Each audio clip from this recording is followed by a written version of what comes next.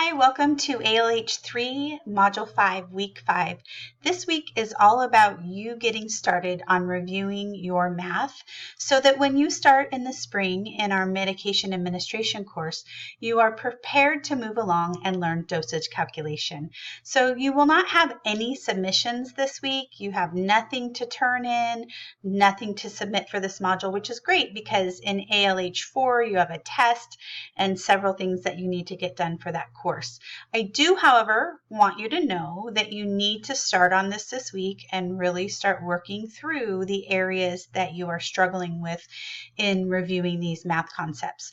I've not only provided the chapter in the book with lots of great information there, as well as a review packet that you can print out and work on. Again, you'll note that this packet up to page 17 will be due in the spring semester during your medication administration course, which is ALH 8.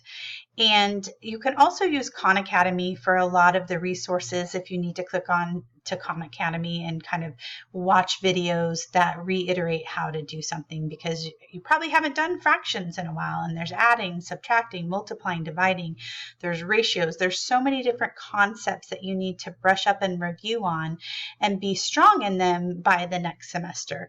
I hope this helps in starting this in the fall, because I know that was one of the things when I worked through the first year with my students last year. I said, hey, what do you think? And they said, oh my gosh, if we could have started this in the fall during pharmacology and been given some self-paced time to work on it, that it would be most beneficial. So we're going to try it that way this year, and then I'll get your feedback and see if that was helpful and that you felt more prepared in the ALH 8 class. In order to be more prepared, you need to make sure that you stay accountable and really start working on all those review skills. I hope you have a great week. I can't wait to see you in class. Thanks. Bye-bye.